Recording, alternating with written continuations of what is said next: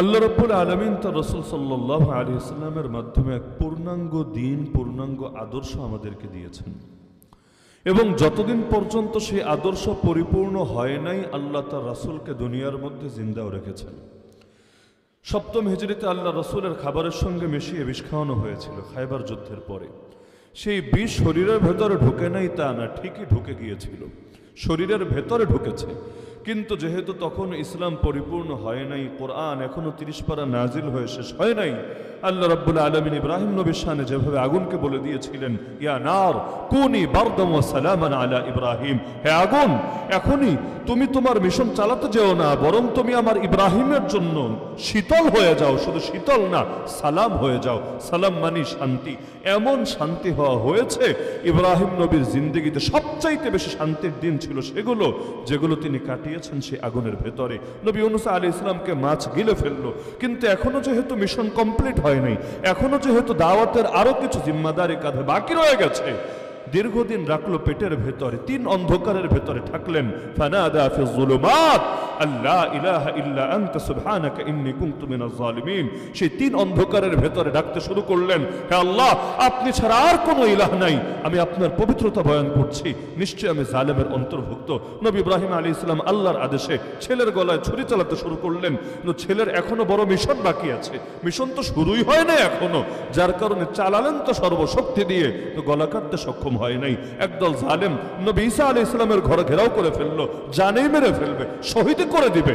এমনকি আজকালকার অবুঝ খ্রিস্টানরাও এটা বিশ্বাস করে ওদের নবীকে নাকি শহীদ করে দেওয়া হয়েছে, নাউযুবিল্লাহ। অথচ আমরা বিশ্বাস করি, চেষ্টা তো কম করে নাই ওরা, কিন্তু বার রাফাআহুল্লাহু ইলাইহি, ওরা পারে নাই, আল্লাহ তাকে নিজে আসমানে উঠিয়ে নিয়েছেন। কেন?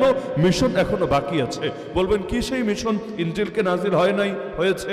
তিনি কি ইনজিলের বার্তা মানুষের নিকট পৌঁছান নাই, এর ইলম মানুষকে শেখান নাই? হাতাও করেছেন।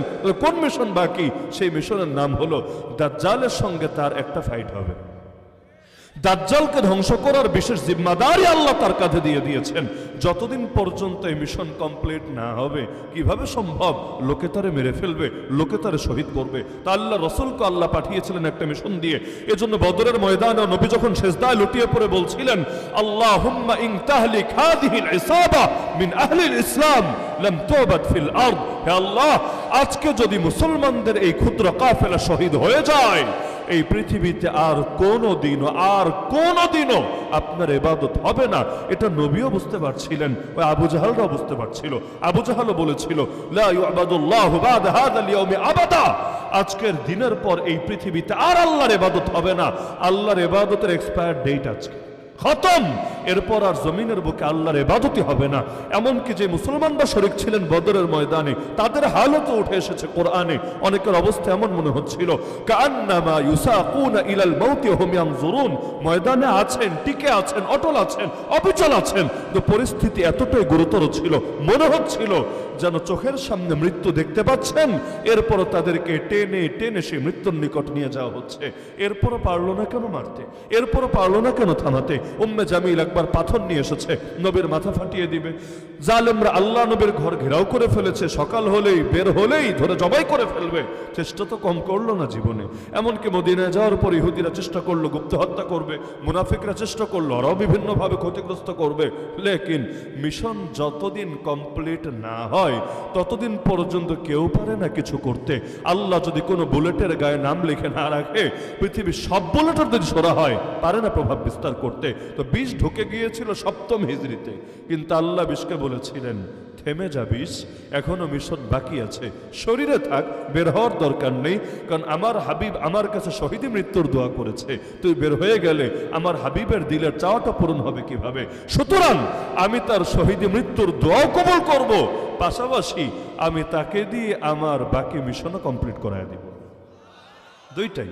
নবীজি তো শহীদ হতে চেয়েছেন, একবার না বারবার শহীদের দোয়া করেছেন। আমরা তো একবারও করি না। কয়জন আছেন এখানে বলতে পারবেন, হুজুর আমি নিয়মিত শহীদ মৃত্যুর দোয়া করি? যারা বেশি ভালো মানুষ তারা হয়তো দোয়া করে, আল্লাহ নামাজে মরণ দিও, সেজদায় মরণ দিও, তাওয়াফে মরণ দিও, হজে মরণ দিও, এগুলো হলো বেশি ভালো মানুষের অবস্থা। লেকিন আমরাও যদি আল্লাহকে হাত তুলে বলি আল্লাহ শহীদি মরণ দিও, দেখবেন পাবলিক আমিন বলবে না, চুপ থাকবে। এটা নিয়ে চিন্তায় পড়ে গেছে, বড় বিপদে পড়বে। কি হুজুর আনলাম, দোয়া দিচ্ছে নাকি বদদোয়া, এটা বোঝাই তো ডিফিকাল্ট হয়ে গিয়েছে। এই হলো বাস্তবতা।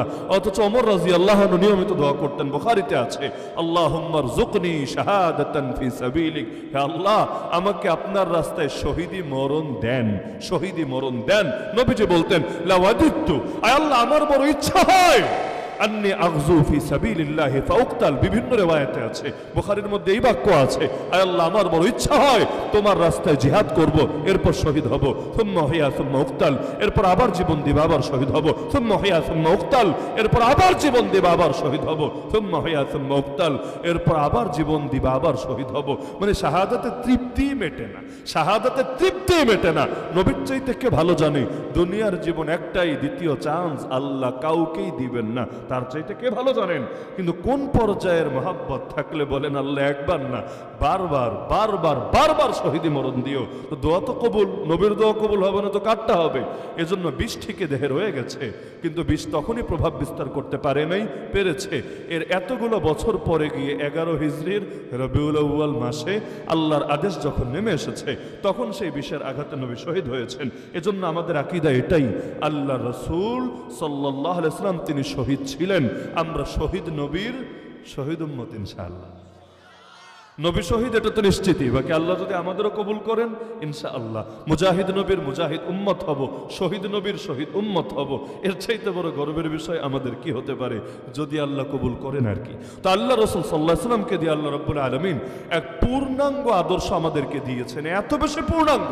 তিরমিজি খুললে দেখবেন বিখ্যাত সাহাবী সালমান ফারিসি রাদিয়াল্লাহু আনহু, বৃদ্ধ সাহাবী, বয়স্ক সাহাবী, তাকে এক অমুসলিম এসে টিটকারি মেরে বলছে, কিরে কেমন নবী তোদের, আল্লামাকুম নাবিয়্যুকুম কুল্লা শাই হাত্তাল খিরাআ, তোদের নবী দেখি তোদেরকে সব কিছু শিখায় দেয়, কেমনে বাথরুম করবে এটাও শিখাইছি। লজ্জার বিষয়, নবী এই জাতীয় পচা পচা কথা মুখে নেয়, এটা কোন ব্যাপার? এটা কেমন ব্যক্তি তিনি? তিনি তো দামি দামি কথা বলবেন, মর্যাদাপূর্ণ শব্দ উচ্চারণ করবেন, বাথরুম কেমনে করবে না করবে লোকে এটাও তার শিখায় দেয়া লাগবে। টিটকারি মারছে, টিটকারি। কিন্তু সালমান রাদিয়াল্লাহু আনহু কথার মোড় ঘুরাইয়া দিলেন। মাঝে মাঝে এমন হয়, মাঝে মাঝে এমন হয়, যেই শব্দ দিয়ে আপনাকে গালি দিতে চায় আপনি ওই শব্দরেই নিজের জন্য পজিটিভ বানায় নিতে পারেন। যেমন বিগত সময়ে রাজাকার শব্দ দিয়ে গালি দেওয়া হয়েছিল, রাজাকারের নাতিপুতি শব্দ দিয়ে দমিয়ে দেওয়ার চেষ্টা করা হয়েছিল।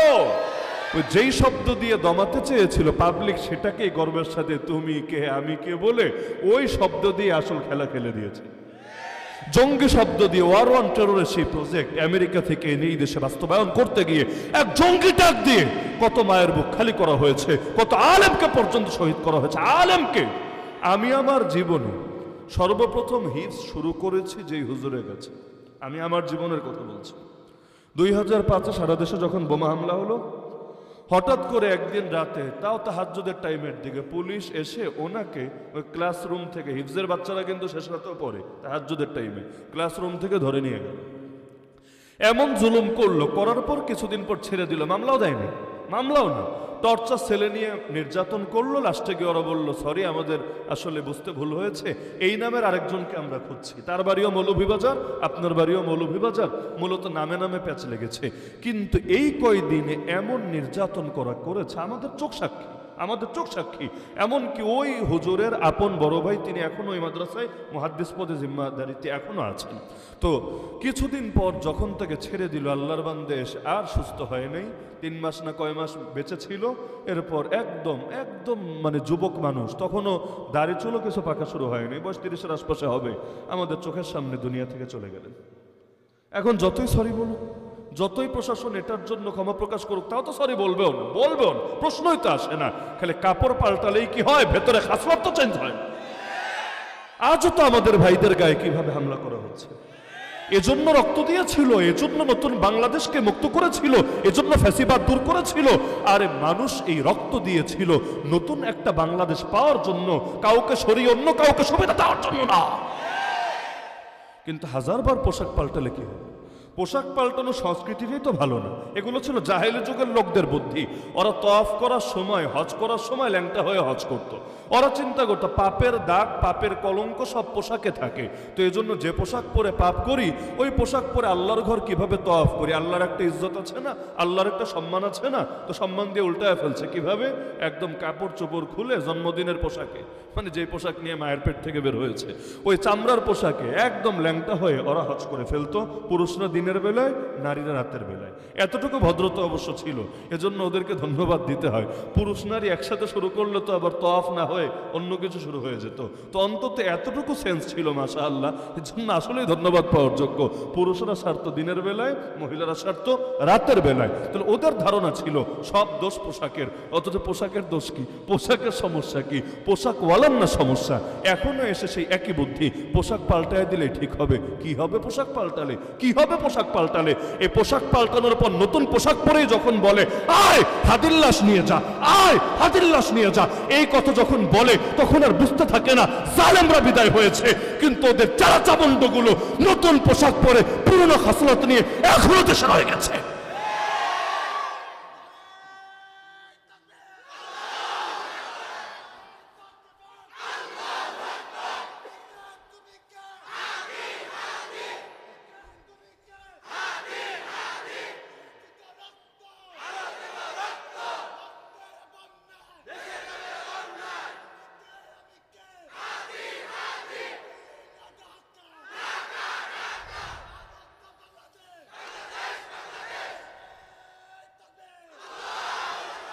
কখনোই ভাববেন না যে লড়াই শেষ হয়ে গিয়েছে। হাদিসের মধ্যে আছে প্রত্যেক পরবর্তী দিন আগের দিনের চাইতে খারাপ হবে। নবীর হাদিস সত্য না মিথ্যা? নিঃসন্দেহে সত্য, নিঃসন্দেহে। কিন্তু এক ইমাম জিজ্ঞেস করলেন তার উস্তাদকে, হযরত তাহলে মাঝে মাঝে যে একটু বিরল ব্যতিক্রম দেখি, যেমন ইয়াজিদের মতো জালেমের পরে ওমর বিন আব্দুল আজিজের মতো ভালো শাসক তো পেয়েছি, এটা কিভাবে? হাদিস তো অবশ্যই সত্য, কিন্তু এটা আমাদের লজিক অনুসারে তো বুঝতে তো হবে। এখন ওমর বিন আব্দুল আজিজ আসলে ইয়াজিদের পরে, এটা কিভাবে ব্যাখ্যা করব? তিনি এমন সুন্দর ব্যাখ্যা করলেন, তিনি বললেন আরে আল্লাহ মাঝে মাঝে শ্বাস ফেলার জন্য একটু অবসর দিয়ে থাকে। ওই বক্সিং যখন খেলা হয় অথবা যে কোনো মারামারির খেলাও হয়, পুরো টাইম কিন্তু টানা হয় না। মনে করেন 30 মিনিটের খেলা হবে, 10 রাউন্ড 3 মিনিট করে, ওই প্রত্যেক 3 মিনিট পরে একটু জিরাও, একটু 1 মিনিট রেস্ট নাও, একটু শ্বাসটা ফেলো। আল্লাহ রাব্বুল আলামিন মাঝে মাঝে শ্বাস ফেলার জন্য আমাদেরকে একটু সুযোগ দেন। কিন্তু ভাববেন না লড়াই থেমে গেছে, রক্তের দাগ এখনো শোকায় নাই। এখনই যদি এই পরিস্থিতি হয়, আগামী দিনে কি হতে পারে একবার চিন্তা করেন। আল্লাহ হেফাজত করুক, আল্লাহ আমাদেরকে দুনিয়ার এই পরীক্ষাগুলো থেকেও মুক্ত রাখুক। আর যদি পরীক্ষায় ফেলেনো, সেই পরীক্ষায় পাশ করার তৌফিকও আল্লাহ নিজেই দান করুক। তো বলছিলাম আল্লাহ রাব্বুল আলামিন তার রাসূলের মাধ্যমে যে পূর্ণাঙ্গ আদর্শ পাঠিয়েছেন, তো সালমান রাদিয়াল্লাহু আনহুকে টিটকারি মেরে বলছে তোদের নবী দেখি তোদেরকে সব শেখায়, কিভাবে বাথরুম করবে সেটাও শেখায়। তিনি কথার মোড়টা পাল্টে দিলেন, তিনি বললেন আজাল, আরে গর্বের কথা এটা। নবী আমাদেরকে শিখিয়ে দিয়েছেন যখন বাথরুম করব বুক বা পিঠ যাতে কেবলার দিকে না দিই। তিনি শিখিয়েছেন যখন বাথরুম করব 3টা ঢিলা দিয়ে যাতে পরিষ্কার করি। তিনি শিখিয়েছেন আমরা গোবর বা হাড্ডি দিয়ে যাতে আমাদের মল পরিষ্কার না করি। এখন ওই ফাজিল সে কি তার থেকে বাথরুমের আদব শিখতে চেয়েছে? চায় নাই, সে তো পচাতে চেয়েছে। কিন্তু তিনি এক লেকচার দিয়েছেন, শোন বাথরুম করার আদব কি কি।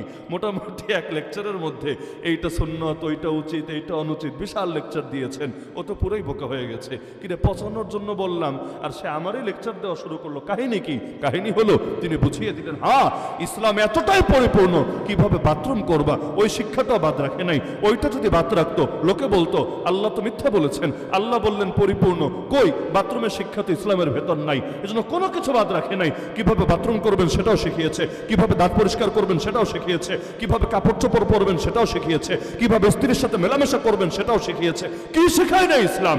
একদম ব্যক্তি জীবনের সূক্ষ্ম থেকে সূক্ষ্ম প্রতিটা বিষয় পর্যন্ত এমন সবক দিয়ে দিয়েছে যার চাইতে উত্তম সবক হতেই পারে না। খাবেন কিভাবে, হাসবেন কিভাবে, কথা বলবেন কিভাবে, বসবেন কিভাবে, চলবেন কিভাবে, ব্যবসা করবেন কিভাবে, গোলামি করবেন কিভাবে, কি শেখায় না ইসলাম? তো যেই ইসলাম ব্যক্তি জীবনের এমন এমন সূক্ষ্ম বিষয়গুলো শেখাতে পারে, ওই ইসলাম জাতীয় বড় বড় বিষয়গুলো শেখাবে না ভাবলেন কিভাবে?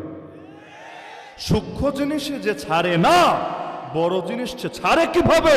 আল্লাহ নবীর হাদিসের মধ্যে আছে, মা মিন শাইইন ইউকাররিবুকুম মিনাল জান্নাহ ওয়া ইউবাইদুকুম আনিন নার ইল্লা কাদ বুয়িনা লাকুম। উম্মত শোনো, এমন কোন জিনিস নাই যেটা তোমাদেরকে জান্নাতের নিকটে পৌঁছাবে এবং জাহান্নাম থেকে দূরে রাখবে, কিন্তু সেটা তোমাদেরকে খুলে খুলে বয়ান করে দেওয়া হয় নাই।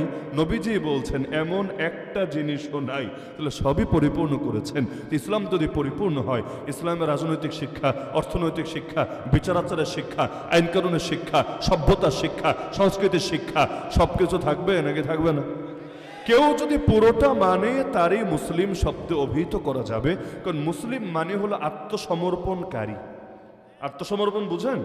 আমি যখন নিজেকে সারেন্ডার করব, মনে করেন আমি ওয়ান্টেড, আমাকে বহুদিন ধরে খুঁজে বেড়াচ্ছে, আমি গিয়ে এখন কোর্টে আত্মসমর্পণ করলাম।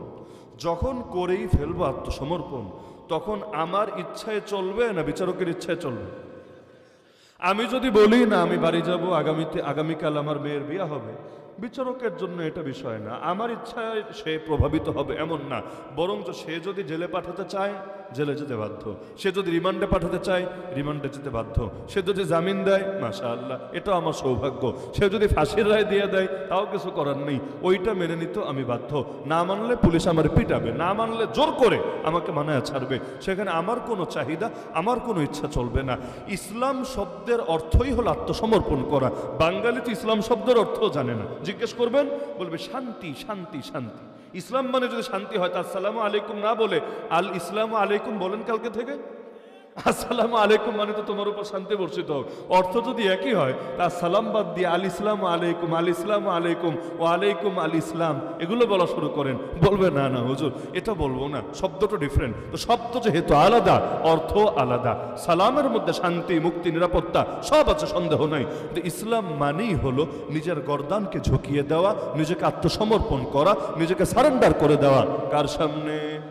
দুনিয়ার সবার সামনে না, আবার সবার সামনে না, মানুষ হয়ে মানুষের সামনে সারেন্ডার করলে এটাকে ইসলাম বলা হবে না। এজন্যই বিখ্যাত সাহাবী রিবিআ ইবনে আমির রাদিয়াল্লাহু আনহু, বিখ্যাত এজন্য বলছি, ওনাকে ইতিহাস এই হাদিসটা দিয়েই চেনে। এর বাইরে ওনার জিন্দেগির ওই বড়সড় কারনামা আপনি তেমন কিছু খুঁজে পাবেন না। কিন্তু আল্লাহর বান্দা এমন সাহস দেখালেন সেনাপতি রুস্তমের সামনে, পারস্যের প্রসিদ্ধ সেনাপতি রুস্তমের সামনে দাঁড়িয়ে বললেন, আল্লাহু ইবতাআসানা লিনুখরিজ মান শাআ মিন ইবাদাতিল ইবাদ ইলা ইবাদাতি রাব্বিল ইবাদ ওয়া মিন যিকিদ দুনিয়া ইলা সাআতিহা ওয়া মিন জাওরিল আদিয়ান ইলা আদলিল ইসলাম। পারস্যের সেনাপতি রুস্তম জিজ্ঞেস করলো, কি রে তোরা এই কয়েকজন নিয়ে চলে আসলি আমাদের বিরুদ্ধে যুদ্ধ করতে, কাহিনীটা কি? কি চাস তোর? পয়সা চাইলে বল, কত লাগবে দিয়ে দিচ্ছি, ভাগ, কিন্তু চাষটাকে ক্লিয়ার কর। তিনি বললেন, শোনো, আল্লাহ ইবতাআসানা, আমরা আসি নাই, আল্লাহ আমাদেরকে পাঠিয়েছেন। প্রথম কথাই এটা, আমরা আসি নাই, আল্লাহ আমাদেরকে পাঠিয়েছেন। বলবেন আল্লাহ আবার কিভাবে পাঠালো? উনি কি নবী ছিলেন? না, উনি নবী ছিলেন না, উনি নবী ছিলেন না। কিন্তু আল্লাহর বিধান মেনে আল্লাহর বান্দা যখন কোথাও নামে, সেটাকে নিজের দিকে নিসবত না করে আল্লাহর দিকে নিসবত করাই পারফেক্ট হবে। এজন্য দাওয়াত দিতে গেলেও বলেন আল্লাহর ঘর থেকে আল্লাহর মেহমানদেরকে আল্লাহ পাঠিয়েছেন। অনেকে এই জাতীয় শব্দ ব্যবহার করে, কারণ আল্লাহর আদেশে যখন যাচ্ছে, আমার আদেশে না। মনে করেন হুজুর কাউরে পাঠালো ওই দোকানে, তুমি যাও এই জিনিসটা নিয়ে আসো, সে গিয়ে এটা তো আর বলবে না আমি এসেছি নিজের থেকে, সেটা বলবে উস্তাদ যে আমাকে পাঠিয়েছেন, হযরত আমাকে পাঠিয়েছেন। স্বাভাবিক তো এটাই। তাহলে জিহাদের ময়দানে মুসলমান নিজের এস্কেট ঠেলায় যায় না। এস্কেট ঠেলায় জিহাদে যাওয়ার কি আছে? যে জিহাদে গেলে জানও যেতে পারে, যে জিহাদে গেলে অঙ্গহানিও হতে পারে, সবই তো বরবাদ হতে পারে। আরে ভাই, দালালি করলেই তো, চাটাচাটি করলেই তো দুনিয়াটা ভালো চলে। রিস্কে যাওয়ার দরকারটা কি? রিস্কে যাওয়ার দরকার কি? এক একজন চাটতে চাটতে জুতার তলাই তো ক্ষয় করে ফেলে। তাহলে এরকম চাটাচাটি করলেই তো দুনিয়া ভালো। এমনকি যদি গোলালু হতে পারেন আরো ভালো। গোলালু বুঝেন? সব তরকারির সঙ্গেই চলে, মাছের সাথেও, গোশতের সাথেও, আবার ভর্তা, ভাজি, মানে কিসে দিবেন, মাশাআল্লাহ সব কিছুতে চলে। এজন্য দুনিয়াতে যে গোলালু হতে পারে তার কোনো দুশমন থাকে না, তার কোনো দুশমন থাকে না। আর যে গোলালু না হয়ে আদর্শ নিয়ে চলতে চায়, সে নবী হলেও এই পৃথিবী তার শান্তিতে থাকতে দেয় না। এমন একজন নবী বলেন যেই নবীর দুশমন ছিল না? বলেন আমাকে, বলেন। আল্লাহ নিজে বলেন ওয়াকাযালিকা জাআলনা লিকুল্লি নাবিয়্যিন আদুওয়াম মিনাল মুজরিমিন। আরবি যারা জানেন বোঝার কথা, কুল এই শব্দের অর্থই হলো প্রত্যেক, এভরি। আল্লাহ বলে দিচ্ছেন প্রত্যেক নবীর জন্য আমি আল্লাহ দুশমন রেখেছি, আমি আল্লাহ দুশমন রেখেছি। বলবেন কেন? আল্লাহ তো চাইলে দুশমন ছাড়াও নবীদেরকে রাখতে পারতেন। হ্যাঁ, অবশ্যই পারতেন। যদি বলেন আল্লাহ পারতেন না, তাহলে তো আল্লাহর ক্ষমতা আপনি মানেনই না। আল্লাহ সব পারতেন, লেকিন আল্লাহ নিজেই দুশমন রাখেন। কেন? বন্ধু রাখেন শুকরিয়ার পরীক্ষা নেওয়ার জন্য, দুশমন রাখেন সবরের পরীক্ষা নেওয়ার জন্য। পরীক্ষা দুইটাই নেন, আল্লাহ এক পরীক্ষা নেন না। মুমিনের জীবনে দুই পরীক্ষা নেন, কখনো শুকরিয়ার পরীক্ষা নেন আলহামদুলিল্লাহ, কখনো সবরের পরীক্ষা নেন ইন্না লিল্লাহ। এই মাহফিলে আসলাম, কত মানুষ বসে বসে কথা শুনছেন, যাওয়ার সময় পকেটের মধ্যে খামও ভরে দিবেন, বেশ শুকরিয়ার পরীক্ষা আলহামদুলিল্লাহ। লেকিন যখন আমরা কেরানীগঞ্জ থেকে কাশিমপুর থেকে কোর্ট, এই যখন আমরা এভাবে একটা বছর পর্যন্ত যখন এভাবে চলাফেরা করতাম, কেউ দেখতেও যাইতো না, কেউ কথাও শুনতো না, কেউ খোঁজ খবরও নিত না। ওই সময়ও তো সে আল্লাহর কাছেই তো পরীক্ষা ইন্না লিল্লাহ। তাহলে কখনো শুকরিয়ার পরীক্ষা, কখনো সবরের পরীক্ষা, এর বাইরে মুসলমানের জীবনে পরীক্ষা নেই। আল্লাহ নবী রাষ্ট্রপ্রধান হয়েছেন, শুকরিয়ার পরীক্ষা। আল্লাহ নবী 3 বছরের বেশি জেল খেটেছেন, তো জেলের চাইতেও খারাপ, একদম অবরুদ্ধ থেকেছেন, খাবারও দেয় না। সাহাবীরা পর্যন্ত গাছের পাতা খেতে খেতে মুখের মাড়িগুলো চলে গিয়েছে, নিজেদের বাথরুম পর্যন্ত ছাগলের মলের মতো হয়ে গিয়েছে। এরকম কষ্ট তো এই জামানার কারাগারেও দেয় না, আবু গারিব গোয়ান্তানামাও দেয় না। এর চাইতেও ভয়ঙ্কর পরিস্থিতি আল্লাহ রাসূল মোকাবেলা করেছেন, এগুলো সাফার করেই তিনি দুনিয়ার বুকে থেকেছেন। তাহলে বন্ধুও রাখেন যিনি, শত্রুও রাখেন তিনি। এজন্য আল্লাহ তার প্রিয় বান্দাদের 6টা গুণ বলেছেন কোরআনে। এর মধ্যে 5 নম্বর আর 6 নম্বর গুণ বড় মজা। 5 নম্বর গুণের সাথে 6 নম্বর গুণ স্বাভাবিকভাবে মাথায় ধরবে না যে এটার সাথে এটার কি মিল। আল্লাহ 5 নম্বরে বললেন ইউজাহিদুনা ফি সাবিলিল্লাহ, আমার প্রিয় বান্দারা আল্লাহর পথে জিহাদ করে যায়, ওয়ালা ইয়াখাফুনা লাউমাতা লাইম। 6 নম্বর গুণ, আর তারা কোনো নিন্দুকের নিন্দার পরোয়া করে না। আপনি বলবেন কিসের সাথে কি? জিহাদের সাথে নিন্দুকের নিন্দা পরোয়া করে না করার কি সম্পর্ক?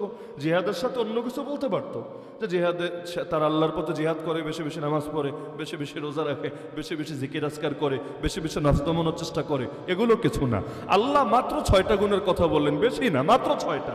এর মধ্যে 5 নম্বরে জিহাদ আর 6 নম্বরে নিন্দুকের নিন্দাকে পরোয়া না করা। আপনি বলবেন এটা এত গুরুত্বপূর্ণ কেন হলো? এটা মুরব্বীরা কিভাবে বুঝবেন জানি না, কিন্তু যুবকরা প্রত্যেকে ভালো বোঝার কথা। যারা আমাদের মতো মাদ্রাসায় বড় হন নাই, অন্য পরিবেশে থাকেন, স্কুল কলেজ ভার্সিটিতেই থাকেন, আমাদের জন্য মুখের দাড়ি রাখা যতটা সহজ, আপনার জন্য ঠিক ততটাই কঠিন। আমাদের জন্য এই জাতীয় সুন্নতি লেবাস পরা যতটা সহজ, আমরা এটা পড়লেই মানুষ ভালো বলবে, না পড়লে খারাপ বলবে। অথচ আপনার জন্য উল্টা। আজকে যদি দাড়ি রেখে পাঞ্জাবি লাগিয়ে চলা শুরু করেন, আপনার ক্লোজ ফ্রেন্ডই বলবে কি রে, কোনো জঙ্গিদের ফাঁদে পা দিলি না তো? আবার টিটকারি মারে না? এমনকি ঘরের বউ পর্যন্ত কতজনকে ভালো হতে দিতে চায় না, ভালো হয়ে চলতে চায়, বউ কথায় কথায় টিটকারি মারে। আরে তুমি যদি মোল্লা হবা তো মোল্লা বিয়া করলেই পারতাম। আছে এমন বহুত অভিজ্ঞতা তো মানুষ শেয়ার করে এসে পরামর্শের জন্য আমাদের সাথে, যে তুমি যদি দাড়ি রেখা এভাবে সুন্দরবন বানাবা আর একদম হুজুর সাইজা সব ব্যাংকের চাকরি টাকরি এগুলো ছেড়ে কষ্টের জীবনে তুমি আসবা, তাহলে